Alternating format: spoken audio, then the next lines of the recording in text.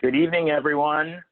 So great to have you all with us tonight. We're super excited about this webinar, which is going to feature one of our colleagues at CARD, a colleague of ours in the University of Miami Department of Psychology, who we're working closely with on some really exciting brain research using fMRI. Dr. Lucina Uddin is our guest tonight. After receiving her Ph.D. in cognitive neuroscience from the University of California, Los Angeles in 2006, Dr. Uddin completed a postdoc at NYU and then worked as a faculty member at Stanford in the Department of Psychiatry and Behavioral Science. She joined us 2014. I can't believe it's already been 6 years, which is amazing. And her current projects are focusing on understanding dynamic network interactions underlying cognitive inflexibility in neurodevelopmental disorders such as autism. Dr. Uddin is extensively publishing, almost an article a day is what I always joke with her, about well over 100 scientific articles in prestigious journals. We have been working on a grant together that's coming to a close soon, and we're very excited about some of the papers that have come out and that are coming out. Tonight, before I turn it over to her, I want to just remind you we're going to use the Q&A for any questions, and we're going to save question and answering till the end of the webinar. I also now want to introduce a short video about her studies, and then we'll hear from Dr. Uddin. So welcome, everyone. Thank you for coming.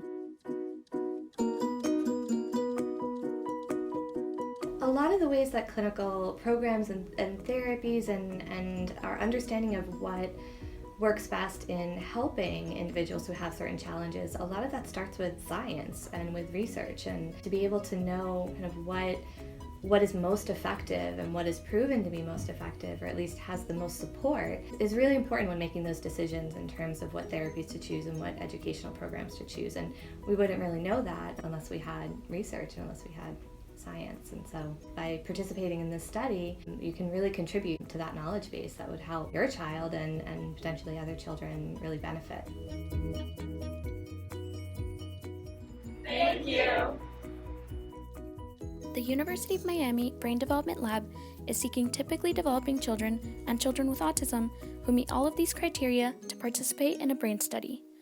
Our study consists of 2 appointments, including an MRI scan, which is safe, non-invasive, and does not use X-rays or radiation.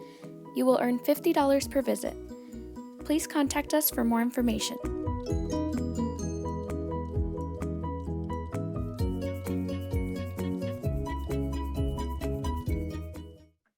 Hi, good evening, everyone. It's my pleasure to be here today, and thanks very much to CARD for hosting this seminar. I wanted to share with you some of the work we've been doing in collaboration with CARD for the last couple of years that helps us to better understand brain processes, and particularly brain dynamics that are related to flexible behaviors in individuals across the lifespan, but with a particular focus on studying children with autism spectrum disorder. So the reason we're so interested in flexibility, usually I will start a talk like this by saying that many of you know who have children with autism or work with children with autism that they often like to have their routines and their behaviors and habits. And maybe your child likes to wear a particular pair of socks or has a favorite outfit, and those sort of routines are things that they really enjoy and sort of help them manage their daily lives. But of course, as you all know now, we're in a whole different world these days. We're in a different scenario where everyone's routines are disrupted, and some of us are handling it better than others. So of course, these times are very challenging for those who have difficulties with flexible behaviors, especially those on the spectrum. But we can all sort of feel a little bit of the challenge in our daily lives as we go from our everyday routines being disrupted. Our workplaces, our habits, and the places, the things we used to do are no longer accessible to many of us. So we all feel a kind of a similar frustration, and the need to be flexible now is sort of greater than ever. And I read a nice article in the Spectrum News the other day titled "Autistic in a Pandemic: Stories from Around the World." And it was actually a very nice summary of what's going on with people who are locked down all over the planet. And this article in particular talked about no matter who you are or where you live, routines are an important part of life. And the pain of change is real. In many ways, autistic adults have felt this pain more intensely than their neurotypical peers. But change can also bring growth. One autistic child is learning to cook, an autistic teenager is penning poetry again, and another boy is just starting to express his emotions on a digital platform his teachers created in early March. Many autistic people who typically cling to routine are like everyone else, learning to live with uncertainty and let the future flap in the wind. And there was a quote from an autistic woman at the end of this article that I thought was really interesting and made me think again about how we're all reacting to this pandemic. And that is, neurotypicals are, for the first time, experiencing the overwhelming fear of uncertainty that I experience every day. The unanswered questions, not knowing who to believe. Going outside now requires a checklist, a plan of action, a script, and a ritual, something I've done since I was old enough to walk.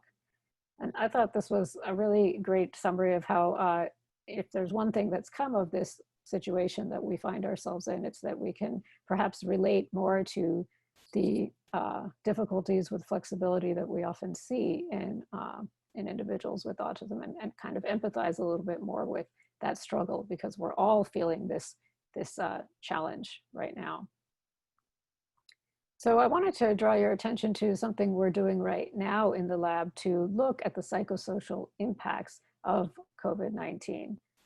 And the purpose of our study that will be starting just about next week is to understand how the brains of children with autism may be affected in such a way that makes it difficult for them to behave flexibly, and to see how a lot of these children are faring under these new conditions that we find ourselves in. So in the next week or so, we'll be sending out links to a survey for those who have participated in our studies in the past. In case they want to participate in this study, it'll just be a series of questionnaires asking about how your child is doing and how you are doing over the last couple of months. So this is a short survey, but we think it'll help us to understand the factors that promote better adaptation under these circumstances, and will help us in our goals to understand the brain mechanisms that support flexible behaviors. What our lab does generally is we work on studies of brain development and how that underlies cognitive development. So we use neuroimaging, as you saw in the video, to get a real-time snapshot of what individual's brain is doing while they're asked to do a number of tasks that we can use to assess flexible behaviors. And so we can do these kinds of studies where we look at children or adolescents or adults, different stages of life, and we can see how brain networks and brain systems develop in ways that support cognitive development. And we can also find out what the consequences are of atypical developmental processes when connections between brain regions don't form in the way that they were expected to, or there's sort of altered configuration of communication between brain regions. We can use neuroimaging to look at sort of the neural signature of behaviors. And when we're trying to measure things like executive function broadly and flexible behaviors, there's a number of ways we can go about this. So executive function refers to the set of processes that help us plan for the future and have goals and reach those goals, and to flexibly adapt when things change and we can't necessarily reach our initial goals. So when we try to study this in the lab, what we often do is come up with these sort of paradigms or these tasks that can get you to think flexibly, and we can have a lot of control over the responses. So in adults, we might ask them to do something very difficult, like do one task if the number you see is odd, and do a different task if the number you see is even. We can really challenge adults and see how their brains respond to the challenge. In children, we try to come up with slightly easier ways of testing flexible behaviors because they might not be able to remember all the instructions. So we say, okay, if you see a square, press this button. If you see a circle, press this button. And then, we can switch the rules, and we can, challenge them in particular ways. And we do this so that we can standardize and get a sense of how good children or adults are at following rules and how good they are at being flexible. So one thing we've done for the last couple of years is develop one of these paradigms in the lab, which we call the flexible item selection task. And basically we just show a child or an adult, we show them 4 cards and say, pick 2 things that go together in some way. So this is up to you. You can group the objects according to which dimension sort of pops out at you. A lot of people go by color and they say, well, the boat and the rabbit on the bottom go together because they're both blue. And then we'll ask, pick 2 other things that go together in a different way. And then you might say, well, the 2 bottom cards are both rabbits, so those go together.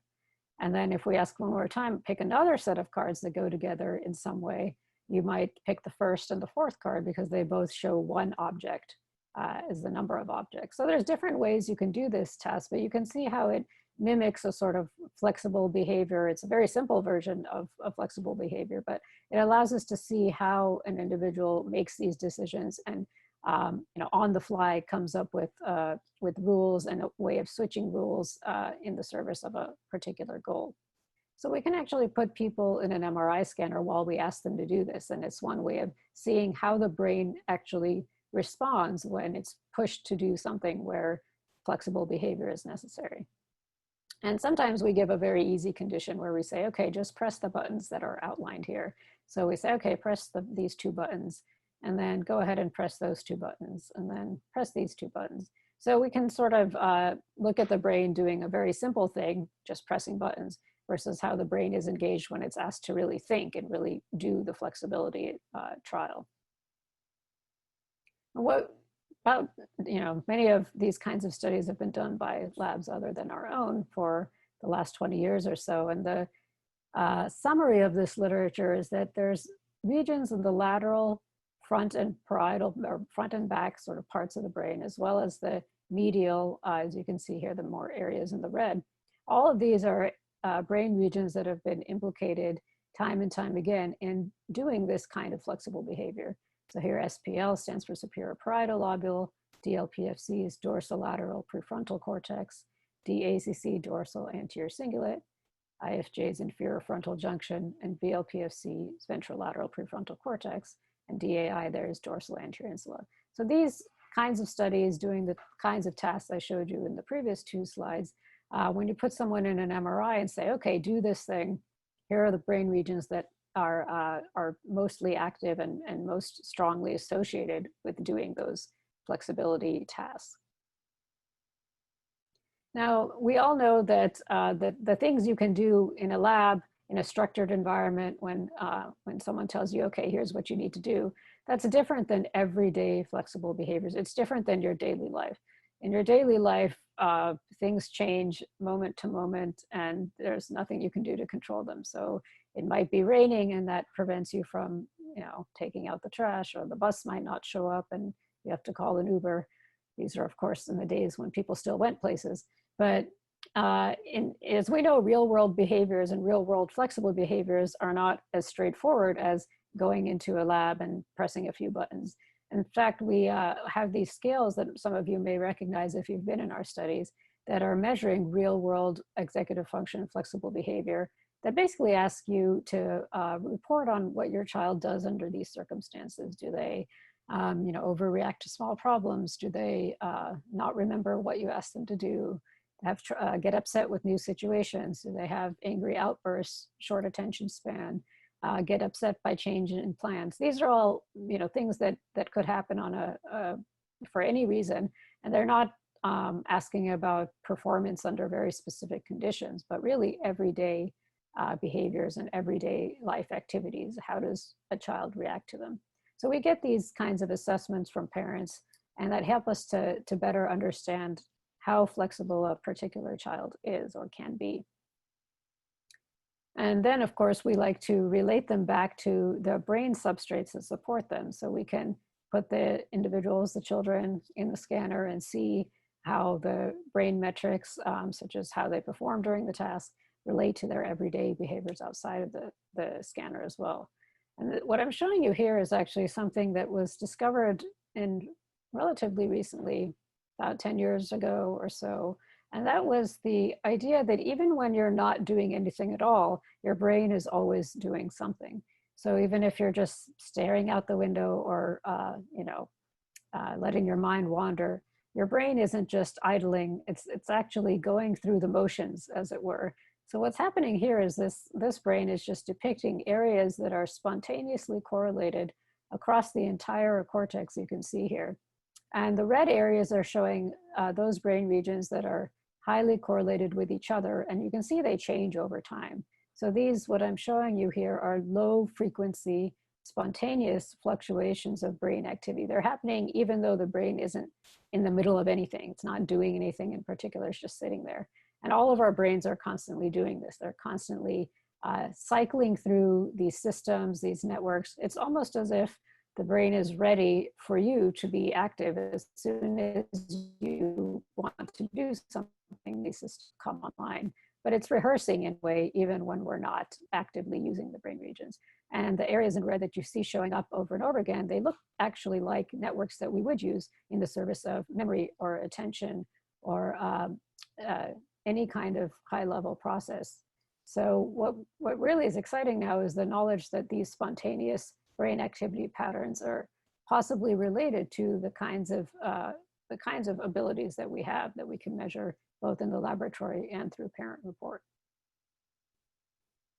So the studies that we've been doing in collaboration with CARD these past few years have looked at this spontaneous activity as well as the activity in response to specific tasks.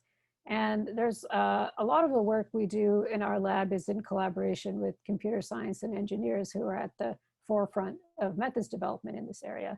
And the reason for that is because there's always new developments in neuroimaging data analysis. And so we're always trying to keep up with the latest. And the latest right now is the understanding or measurement of brain dynamics, how brain activity changes from moment to moment. So if I put someone in the MRI and I just let them lay there for 10 minutes and say, just don't do anything, just relax, you'll see what I showed in the last slide. Their brain will cycle through these different patterns or different configurations. We can actually quantify that. We can quantify how the brain is going through these different types of configurations or brain states.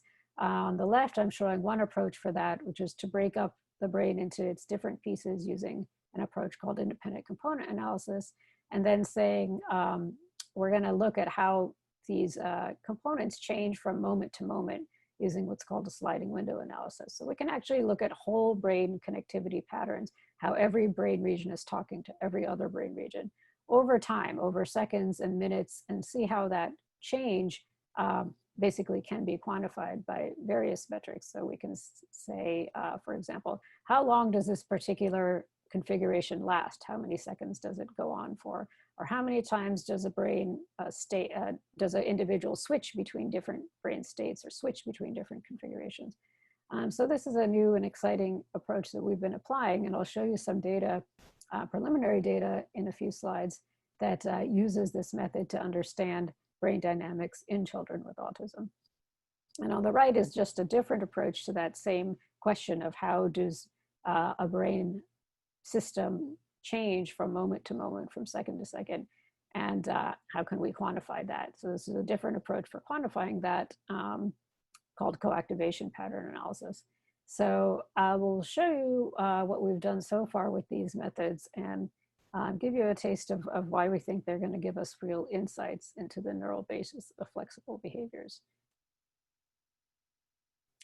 So what I want to leave you with for the first part of this talk is that we believe that cognitive flexibility involves coordination among multiple brain regions that support different aspects of executive function. So things like working memory and things like attention, all of these processes that rely on multiple brain regions, cognitive flexibility sort of pulls from all of these specialized regions and coordinates among them. And we also believe that both parent report measures like that behavioral rating inventory I showed you, as well as laboratory-based measures like the flexible item selection task that I showed earlier, both of these types of measures are necessary to get a good understanding of executive function abilities, to get a clearer picture of each individual's abilities, because since parent report measures and laboratory-based measures can tell you different things, it's important to get both of these types of measurements in our studies. So why is cognitive flexibility so important? Even before the COVID times, we thought this was an important question to ask in autism. And that's because we know there's been a lot of work on social and communication deficits in the disorder and a lot of focus on building those skills. But there are also these repetitive behaviors, these restricted behaviors, the insistence on sameness that are an important part of the diagnosis. And they're also the focus of a lot of research labs, but they tend to not get as much attention as the social deficits, I think. But if you look at some of these statistics, they're actually painting a fairly grim picture.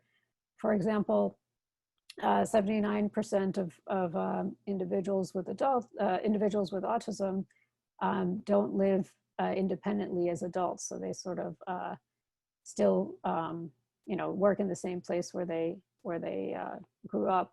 And we see similar kinds of statistics. About 80% of those young adults with autism and adults are unemployed or underemployed. And this is surprising if you look at the other disabilities that are listed here: intellectual disability, language, and learning disabilities. It's surprising that these numbers are as low as they are. And of course, this could be for a number of reasons, but I think part of it has to do with these flexibility deficits that we often see in children with autism. And the good news is there are some targeted interventions and targeted treatments, behavioral therapies and treatments that really will help a child to develop greater flexibility. And they can be really effective if they're initiated at the right time in development. But one thing we've noted is that not everyone has the same profile of abilities and disabilities.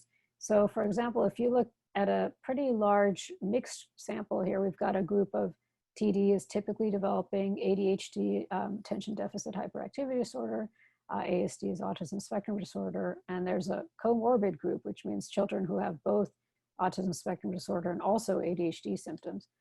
What you can find if you look at those behavioral rating inventories that are completed by parents, and if you do a latent profile analysis, which tells you how many different classes or categories of participants are in this sample, it turns out there's good evidence for at least 3 groups of kids, one in an average executive function group, another in the above average, and one that's in the below average group.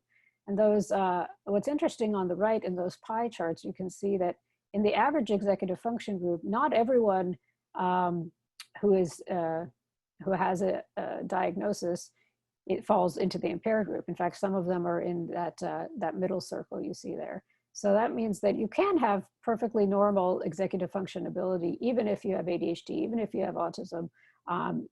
There's a great range and there's a lot of heterogeneity in ability. So it's not the case that everyone who has a diagnosis is going to show the same profile of deficits. That's important to note because it's not a one-size-fits-all approach for anybody. We replicated this finding in a group that was just typically developing kids and kids with autism spectrum disorder. Again, you can see that in the average executive function group that is comprised of 30 or so percent of that group is children with autism spectrum disorder. So it's not the case that every single child you see will have deficits in executive function. This heterogeneity is complicated, but it's interesting for us to understand what are the sources of this and what are the factors that promote resilience and enhanced abilities. So what are the consequences if you fall into the impaired executive function group? We note that those kids, whether they have autism, ADHD, or don't have any diagnosis at all, if they show a profile of executive function deficits, that tends to be associated with increased aggression, attention, social problems, anxiety, and depression. So it does seem to go along with other difficulties. We see that in 2 of our studies, that those with attention problems and social deficits, whether they're with autism or not, they still show those in the lower executive function group show problems in these areas. So we know there's other sort of downstream and associated effects of having reduced executive function. What we've tried to do in some of our work is look at this heterogeneity by understanding the brain regions that might be responsible for it or contributing to it. So here we just took a bunch of regions in the colored circles. Those are areas that were activated in response to a flexible item selection task, the same task I showed you earlier.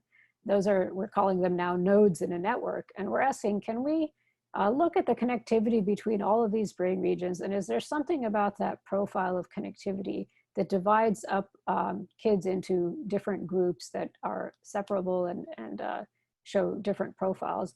And it turns out we found some evidence based on the connectivity between these brain regions for 3 different subgroups of kids and that same mixed sample of kids with autism, ADHD, and typically developing kids. Even though these subgroups were not, they didn't appear stably, there's still some indication that there's different profiles of brain connectivity that might be related to the different profiles of behavior that we see. And across the entire sample, if you look at that behavioral rating scale again, all the children, regardless of their diagnosis, the ones who showed better connectivity between left and right parietal lobe actually were the ones who had better executive function. So now I'll just turn to some of the preliminary work we're doing to understand how brain dynamics in autism might relate to the inflexible behaviors I've been talking about so far. So if you look at the top, we're doing a sort of a hypothetical picture of what a brain looks like in a neurotypical individual. So they might stay in one state for a few seconds, switch to another, transition to another state, and then go back and forth into different kinds of configurations that consist of different patterns of connectivity. So kind of switching between different states flexibly is something that characterizes a neurotypical individual. And the hypothesis is that maybe there's just less of this switching and less of this flexible movement of brain states in autism. And that's depicted on the bottom graph there, where we're thinking that perhaps something about the individuals with autism shows a signature where they're switching or making fewer switches between these connectivity profiles or fewer switches between brain states. So we're finding some preliminary evidence for this hypothesis. If you look again at breaking up the brain into individual regions using independent component analysis and look at what the patterns of connectivity are between all of these different brain regions over time, how they change over time, seems that about 45% of the time, the brain stays in a state where all the regions are sort of loosely connected to each other. Whereas 25% of the time, the brain goes into the configuration you can see there at the bottom, state 2. State 3 is seen about 19% of the time, and state 4 over on the right, 11% of the time a brain looks like that. And what that is a state where there's strong connectivity or strong communication between all the different brain regions. So the brain is constantly moving between these various states. And the question is that different or distinguished in individuals with autism in some way that relates to flexibility?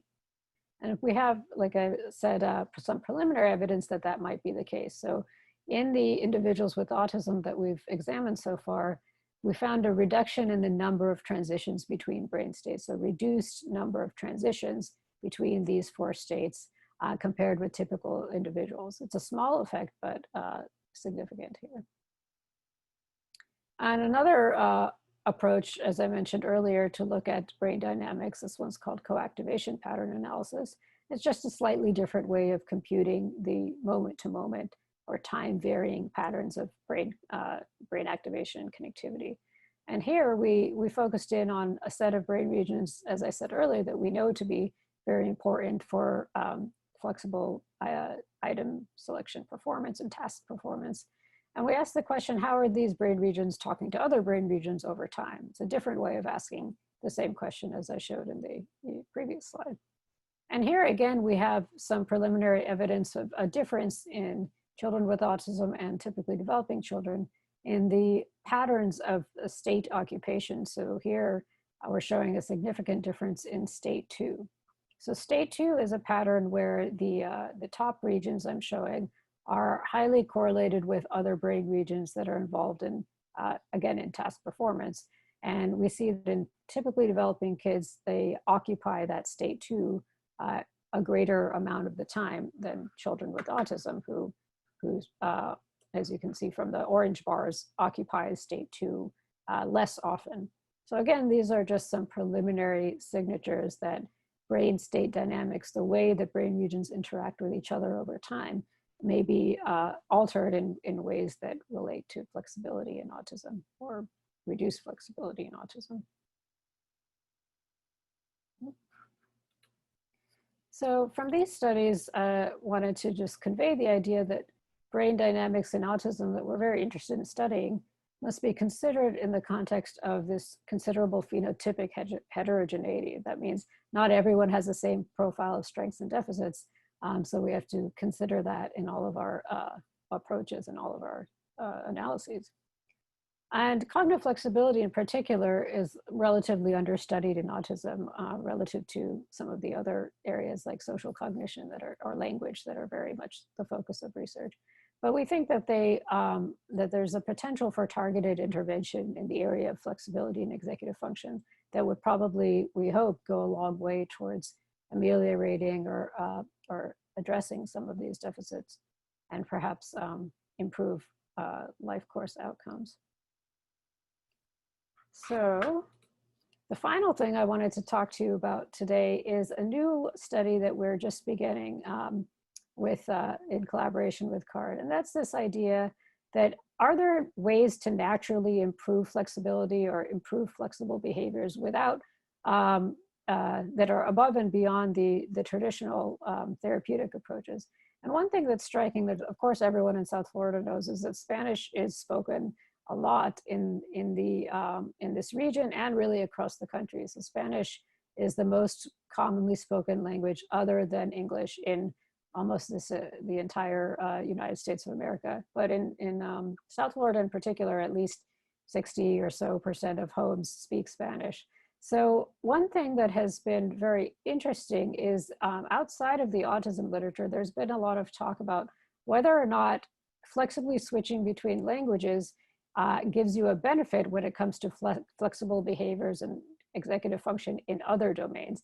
So the idea is there a sort of effect of, well, you're switching between languages all the time, that gives you the boost in terms of flexibility in other domains outside of language. And there's sort of evidence for and against this hypothesis for many studies that are currently published. But what's interesting in the autism domain is that you can imagine that if bilingualism does confer any benefit in the executive function area, then it should be encouraged to, to speak two languages in the home. What's interesting is that for many years in the communication disorders sort of recommendations from clinicians, the community was encouraging against bilingualism in the home. And the idea was that if you have trouble learning any language, then you should probably start with one instead of trying to introduce two languages, which might be confusing.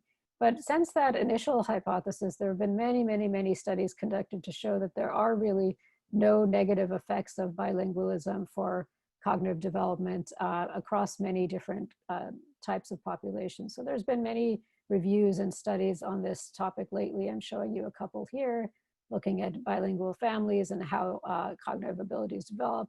Some suggest that bilingualism can perhaps even help with difficulties with flexible behaviors. And really the impact of bilingualism on language development and cognitive development broadly has been looked at time and time again now at this point. And it doesn't seem that there's any negative effect of speaking two languages in the home. Of course, then there's lots of benefits to being bilingual as well. So the recommendations are starting to change, but there's not a lot of understanding of the brain mechanisms supporting bilingualism in autism. In fact, there have been no studies looking at that. But you can see a lot of these behavioral indicators that there don't seem to be really any negative consequences of bilingualism. And this study that I just saw come out, the last one I have here in purple, show that parents are reporting fewer executive function problems and repetitive behaviors in dual language speakers with autism. So there's some hope here that this is a real promising avenue for research and for thinking about how we can do natural interventions to improve flexible behaviors.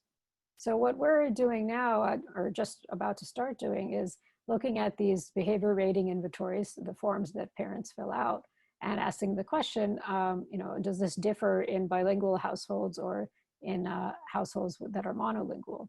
So Celia Romero in our lab has already done some analysis looking at data that we already have. So since we're in Miami, the studies we've done already include a high proportion of bilingual parents and bilingual children. And what she found already is that if you look here, ML stands for monolingual, BL stands for bilingual, ASD is the kids with autism, and TD is the typically developing kids. And even in the sample that we've already looked at, we find, as many have reported before, in typically developing kids, there's no difference between being monolingual or bilingual in terms of their executive function. So they don't get a boost if they're sort of typical kids. But in the kids with autism, the monolingual children have executive function deficits. That's what a higher brief score indicates. But the ones who are bilingual seem to be doing better, at least in terms of their brief or their executive function score as reported by parents. So something about the bilingualism is perhaps, supporting more flexibility in kids with autism, at least by this parent report indicator. And of course, the question we have now is, what are the brain mechanisms that are supporting this protective effect? And does this hold up with, we want to do a much bigger study with larger samples to see how much this effect is really there. And if it's the case that bilingualism is really protective for or supports executive function, then of course there's every reason to encourage it even further. So broadly, this is back to the beginning of why we're so interested in flexibility. We hope that understanding the brain mechanisms that support flexibility in typical development and in children with autism will help us to get into understanding the mechanisms to have more targeted treatments and more effective treatments, so kids can worry less about what they're wearing and what's on their feet and focus more on their activities and interactions in the world. And basically our hope is that these studies will help sort of pave the way for more optimal solutions. And so this is the lab that does all of the work that I've talked about today, Brain Connectivity and Cognition Laboratory at the University of Miami. And these are, of course, the funders, the National Institute of Mental Health, all the individuals in the lab who have done the work I showed you today, and many collaborators at other institutes that I've worked with over the years on studies of brain dynamics and autism. And of course, CARD, which always supports us in all of our work, and we couldn't do this without them. So I'm very happy now to take any questions, and if you don't get a chance to ask now, you can please feel free to email me later on after the seminar. Thank you. Thank you, Lucina. That was great. And on behalf of Lucina and all the CARD families, I just want to thank, and the CARD staff, I should say, want to thank all the parents and the children who participated in the studies. Without you, it's just not possible. And we hope that you'll continue to stay engaged with us as we expand this research portfolio, looking at kind of brain science for kids with autism. And, we have a lot of ideas going forward. I mean, obviously we want to study, of late we've been studying kind of 9 to 12-year-olds, but there's a lot of interest in going older, and there's a lot of interest in going younger. And, one of the blessings that we have at UM is we've developed a mock scanner, an actual scanner that's not a real scanner that kids can actually practice utilizing and going in and being comfortable in before they actually have to go into the actual scanner. So we have a bunch of questions, and I'm going to try to moderate this as best as I can. We'll start from the beginning. So Milana was wondering about any connection to any of this with neurofeedback, more of a therapy kind of related question. Mm-hmm. And do we have any opinions on that in terms of its safety? I'll let you talk about the safety part of it. I don't anticipate that there's any safety concerns with neurofeedback, but you can confirm that for us, Lucina. I will say secondarily, there's also not a lot of compelling evidence that it's effective in creating significant change. I think the science is still out on that.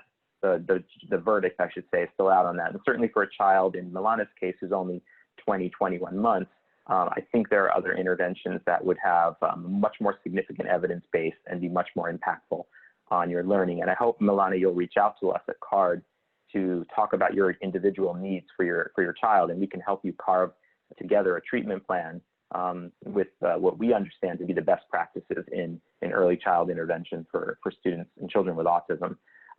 Vilma, good friend of ours at CARD, wants to know if we can increase or improve executive functioning with coaching and therapy in children. And you alluded to that in one of your slides, some of the interventions that are out there, Lucina. So maybe you can comment on that, and I can add to that at the end. Yeah, thanks very much. Yeah, I definitely will refer all these clinical questions to Michael Alessandri, who's the expert in this area. But it's true that there are now developed a handful of targeted training programs for, like the one I mentioned was called Unstuck and On Target. And they're really trying to build flexibility and build executive functions really in a, you know, rather than sort of more generally, but really like focus on those skills. So I think that those are increasingly now coming out. And the one I mentioned was the only one I know of that's got a real good evidence base to it in terms of there's been quite a few publications showing that it seems to work. That there may be others that CARD is aware of. Yeah, so we have a couple of relationships with some executive function coaches and businesses that provide executive coaching. One of the things we'd love to see, you know, in the future is possibly working with them to actually study from a brain science kind of perspective whether or not these things are working. And you can comment maybe later on how close we are to really measuring, you know, brain change secondary to intervention. I think that's a really big question for all of us. But for the folks that are out there, you know, and we have an executive function workshop coming up, I think in a week or so, with a new partner of ours called New Frontiers. They're based out of New York, but they've also now moved into Florida. And it's basically an executive functioning coaching model for young adults and adults. And then another company out of Boston called Beyond Booksmart for children. But, you know, these things I think also require much more evidence and much more proof of effectiveness. But there certainly is an emerging clinical world, and I think emerging science in some of these areas as well. Another one here for you is, this is from my friend Diana. Hi, Diana. So it's flexibility correlated with executive functioning. Yeah, so this is a great question. There's like a lot of back and forth in the cognitive psychology literature about what is flexibility. And what the term I use, executive function, is this really broad term that refers to kind of everything, like setting goals and maintaining them and having the memory capacity to hold them in your head while you plan them out. And flexibility is supposed to be under the umbrella of executive functions more broadly. And it's correlated with these other things like attention and various other processes. But so we think of like conceptually as flexibility as a part of a broader executive functioning, but it may have its own sort of special kind of neural signatures as well. So there's some brain regions that seem to be more specifically involved in flexibility and not just broad executive function. So it's all very interrelated, and there's much disagreement even amongst psychologists over like how related these terms are, but we know they're all part of the same family. Great, thank you. So Lubna has she has a question about autistic boys, if they've come a long way and have now been kind of in this lockdown or have some other event that causes them to regress a little bit in terms of behavior. Does that mean that the progress is lost forever, or does she have to repeat all that she's done before? This is from a clinical perspective, I will say that there are some early forms of regression in young children with autism, but those are usually in the first few years of life. But if you're talking about a somewhat older child who's regressed a little bit secondary to this lockdown, we would expect to see those skills to be recouped, I think, once intervention is brought back online at the dosage that it was at before. So I don't anticipate any permanent loss of skills for kids who are beyond that early developmental period. But I wonder if you have thoughts about that in the context of COVID. Yeah, I mean, I think about that all the time, that, a lot of people are no longer able to continue their usual treatments or their usual appointments, and everything is over Zoom now. And I think it's great to hear that there will be, you anticipate there will be retention of the skills from before. I also think that developing new routines is a great way to sort of bring some calm into this time in our lives. So even if you can't do the same routines with your children that you are so used to doing, a new routine can be adapted to and can be established. Of course, then you'll have to break out of that new routine again once we get out of lockdown. But I think any routine that is, even for us, who aren't diagnosed with autism, any routine is better than nothing at this stage. Yeah, and I think I just want to clarify. I don't necessarily think there won't be loss. I just don't think it will be permanent. I think with the right intervention, and I think you see a recovery of skills. I mean, we all know that kids with autism have a hard time maintaining their skills. Summer break can be an issue, even winter break or long extended periods of being out of therapy. But once, you know, in most cases, I think with the kids that we've worked with, you know, when you get back to that routine, a lot of those skills will come back. But it's important to keep practicing the things that the kids were working on prior to the lockdown in other ways, you know, in the home and in other kinds, even teletherapy for those who are responding to it, or even in other kinds of tasks where they can practice some of the similar kinds of skills. I think you'll see maintenance, you know, with a little bit of effort, the maintenance should be fine. Mari Palacio, hi Mari. She wants to know about bilingualism. Is it ever too late to start? Her son is 17, diagnosed at 2.5, and was told, like many, to choose one language. So what's the, you know, what's the date? Is there a date at which it's, No, I've been wondering for myself. No, it's never too late to start anything. It's true that it's easier to learn a second language during this window for language development that's sort of early in life. And as you know, when you start learning something after the teenage years, you're always going to have that accent a little bit, or it's just going to be a little bit harder to catch on. But people learn new languages all the time with a little bit of extra effort. The idea here that many have focused on is that if you're in the context of speaking two languages every day, you're having to switch all the time. You're having to think, well, what's the word in this language? Well, you know, what's the concept in the other language? Do I talk to this, you know, Spanish to my grandma and English to my father? So you're constantly having to do these calculations, and that might train you to be flexible in other areas. That's the goal, that switching that you do in the language context might carry over into other domains.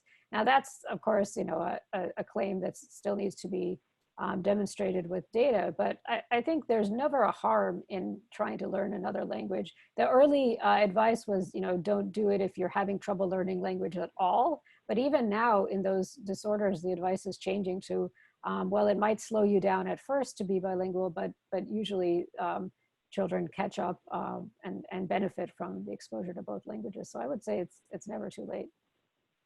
Yeah. So Monica wants to know how to participate in your studies. Is there a good referral you can? Yes. We love that question. Right? That's a great question. We're at on Facebook. We're University of Miami Brain Development Lab, or UM Brain Development Lab. Pretty easy to find on Facebook, I think, I hope. And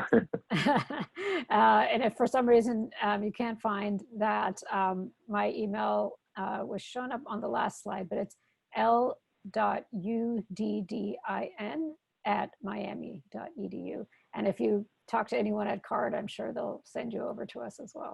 Yes, we for sure will refer you. And if anyone's on the line and is in the South Florida region, Dade, Broward, or Monroe, and you have a child or you are a person on the spectrum, please make sure you do register with CARD so you can be part of this network of clinical and research activities. That's, you know, really pretty amazing, I think. I had a question from, and I think I lost it, from Beth. She wants to know a little bit more about what you use for diagnosis, in this case in the studies. It's not just self-report, right. Beth, so you can go ahead and... Oh, that's where CARD comes in. So usually the children come and say, well, my child has autism, but we confirm that using the Autism Diagnostic Observation Schedule, and you folks are the experts on that because you're the ones who do it, if you want to tell them how that works. What's that? Oh, the ADOS. Sorry, say it again. Oh, the ADOS. So yeah, the ADOS is a direct assessment of children with a therapist, and a parent usually for most of the modules will be in the room, and we create certain social presses where we are essentially getting the child to respond to certain social and communicative situations, and then we evaluate those. Those are they're administered in a standardized way, and the scoring is also standardized, and our team at CARD actually has research reliability on those measures, so it's the highest level of reliability that you can have in making a diagnosis. And it's a fairly effective way to make a pretty reliable and valid clinical diagnosis. Nothing's perfect, and these measures are not perfect either, but in certain kids, like at certain ages and certain functioning levels, may have more difficulty. But for the most part, it's the gold standard measure for diagnosis, and it's the one we have to use in all of our studies, particularly if we hope to publish these papers and verify that the kids, in fact, that we're saying have autism do have autism, which is really important in a heterogeneous disorder like autism, because there are many things that look like autism that aren't necessarily autism, and we want to make sure we're studying autism. There's some questions here about cognitive flexibility interventions and activities that we can share with their therapy teams, and I would suggest for right now to try to come to that next workshop we're going to have, I think, in a week on executive functions, which will be more about how do we try to teach those skills to children and young adults, and because we didn't really cover that here, but there certainly are practices out there that therapists are developing and people are working on, but they're really not as well studied as some of the work that we're talking about here today. Pearl, yeah, so that's the same kind of question about activities associated with flexible thinking other than bilingualism. I would encourage us to get together again in a week. I think Cecilia can tell us when that training is, but I think it's early June we have it set for, and we'll be sharing it with all of you.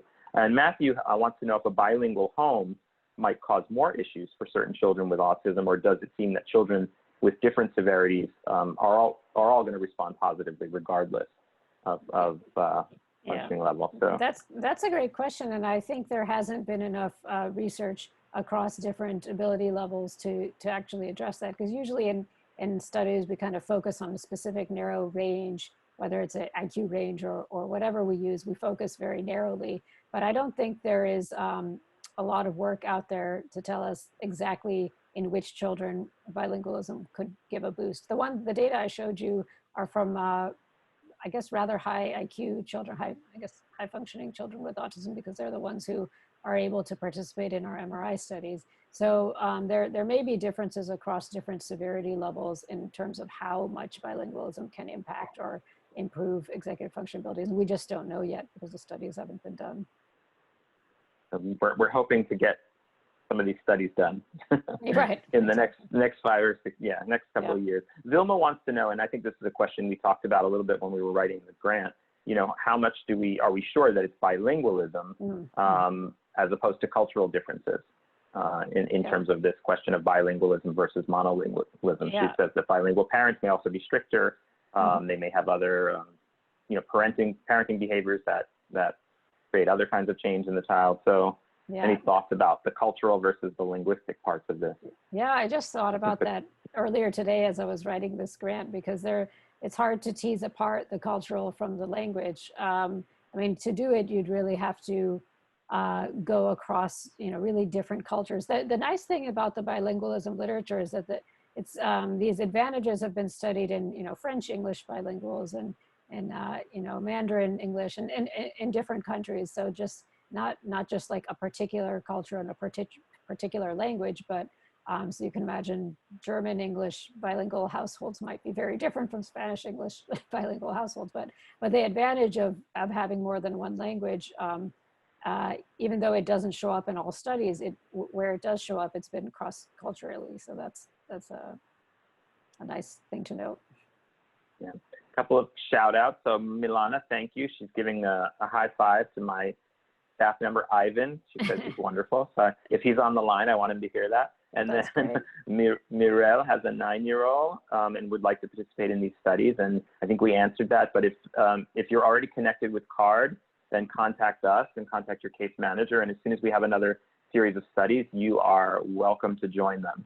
And if you're not connected to CARD, I'll give you the number real quick. It's 305-284-6563. And you'll be able to speak with one of our folks there.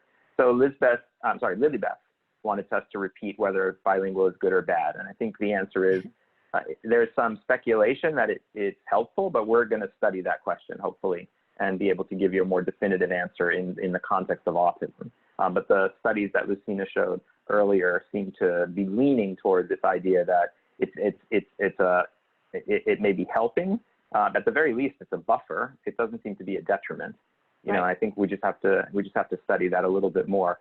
Will a recording of this webinar be available? We have recorded it, and I imagine we will be. I don't think Dr. Uddin has any concerns about us sharing it, but we will send it to you. We'll send it to you Yeah, and send it to any friend who might be interested in our studies too. We'd be happy to share. Hi, Yes. Ileana. Ileana's here too. She wanted to know about the study, which we answered, and neurofeedback, and we addressed both of those. And we can talk more about that when we have, well, Ileana I see every once in a while on Facebook, so we'll address that separately. So Mari is asking a question about some of the executive functioning companies, and we'll talk about that on the next training with them. There's a medication question here, which neither Dr. Uddin or I are medical doctors, so we're not able to give any advice on that. But definitely you want to be, cautious and work with a reputable professional whenever you're making medication decisions in terms of timing and dosage. Nancy Zaretsky, who's the former board chair of CARD. Hi, Nancy. I lost her question. Hold on. Can you address the relationship between sequencing and flexible expectations, and how do we teach both? Tricky. She's a smart one. Yeah. Yeah, because there's, sequencing, I guess, also involves executive function, right? In terms of, yeah, so, my general theory is that, training in sort of one aspect of executive function should relate to others as well. One thing, I saw another question about, can people be good at some parts of executive function and bad at others? And sure, they can in theory, but what we found was that across the board over different indicators of executive function, it seems like you're either average on all of them or above average on all of them or below average on all of them. So that was, we thought maybe we'd see, and some other labs have found evidence for distinct profiles, like you're better at inhibition, but you're worse at switching or something like that. But in our own studies, we found it's kind of good all across the board, or medium across the board, or low across the board. And this is why it's important to, look across different research groups and see if we can find convergence. We did replicate our study twice in our own lab, but if you, look at some other research groups, they might say, nope, there's profiles. Some people are good and some people are bad at others.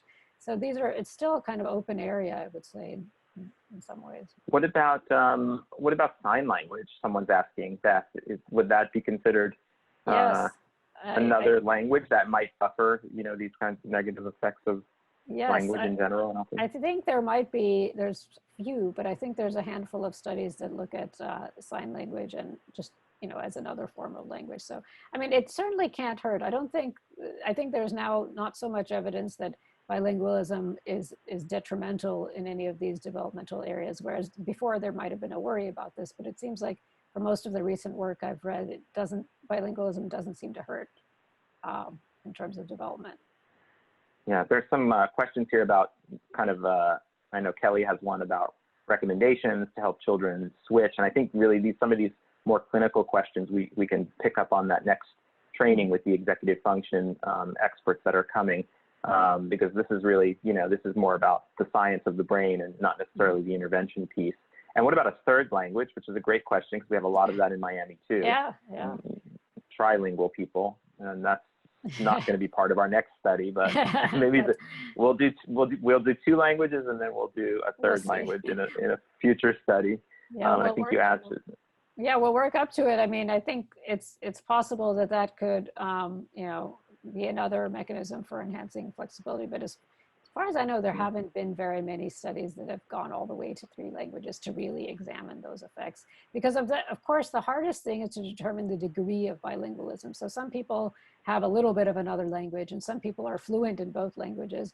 And, it's sort of hard to capture this using some, like, are you bilingual or not? Well, it depends, right? So it's hard to meet a person who's exactly 100% equal and fluent in both languages. So there's always sort of one dominant over the other. So these are hard questions to get at because people are so wonderfully diverse in terms of the languages they speak. So we think that the first thing to do is just start studying it. We're just jumping right in. Yeah, and I think someone also is asking about learning to read music. And so all these different aspects of, language, these are all things we simply don't know the answer to. I think, not in the context of autism anyway. Maybe there's a literature out there on some of these things beyond autism, but for the autism population. And I think, some other people are asking about future studies, and yeah, for sure. And we have a whole team of neuroscientists at the University of Miami now. Several years ago, After the last economic disaster, we wrote a grant to the federal government and received $15 million to build a neuroscience center on the campus of UM exclusively for research. And since then, we've been actively recruiting faculty in psychology and other disciplines, mostly psychology, to actually do this kind of brain research. And I think we have a team now of, what, 7 or 8, maybe more. Lucina oversees the division of neuroscience in our department, and we've really grown it. So there are studies going on all the time in all kinds of, aspects of brain science, including anxiety, responses to pain, HIV, and other, other illnesses. And language development. There's Lynn Perry's. And language development. Mm-hmm. So yeah, we do have there's a lot of opportunity for people to get engaged. I think anyone who's interested, is there a site where they can see all the things that are happening in our neuroscience? I don't know the answer to that. We do actually have on our neuroscience website. How do you get to it is the question.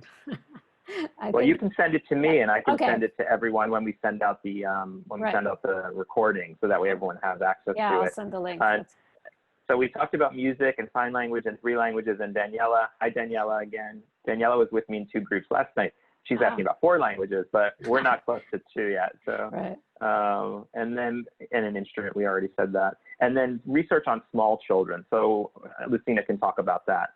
Yeah, there's and what if there are plans for that in our lab. Yeah, I know that I believe Daniel Messenger in our psychology department does study parent-infant interactions, and I don't know how young he goes. I assume that he studies 2-year-olds as well. So there are other researchers who are working in that area. We are not doing brain imaging of kids that young because, as you can imagine, you need to get them to go into an MRI and stay still and all of these things, which are hard enough for a 7-year-old or an 8-year-old to do. But a lot of other kind of imaging techniques like EEG, electroencephalography, that can be done in younger children. And I believe there are some folks in the department who are doing such studies. Yeah, and there are a bunch of folks at CARD too who do research on young children. We have a major NIH grant right now, which is called an Autism Center of Excellence grant, which is for kids up to 24 months, really between 12 and 24 months, I should say. And it's a home-based parent coaching intervention. And if people are between 12 and 24 months and they have kids in those age ranges, they should reach out to us at CARD, and we'll be happy to refer them to that study. It's right in the middle of its 5-year term right now, so we're halfway through. We are recording this, and we will distribute it to everyone on the call tonight. And I want to thank you all for coming. I want to the support we get from the community for CARD is outstanding, and your ability and your willingness to show up for the research that we're doing as well is really important to us. And we are happy to be a very strong clinical and service program, but if our clinical services and our support of families isn't informed by the research, then we're not doing our job. So everything has to kind of come together. And I think that's what makes us pretty unique in terms of a service delivery program, not just in South Florida, but really it's one of the more established and reputable programs, from what I understand from people from around the world. People from all over the world are very interested in what we're doing in terms of clinical services, research, and support of families. So Lucina's been a great addition to our UM family, and has been a great collaborator. She's very generous with including our team and giving credit to our contributions. And we thank you for being here, and we thank you all for coming. And we'll hopefully see you again in the MRI soon. Have a good night, everyone. Thanks. Good night.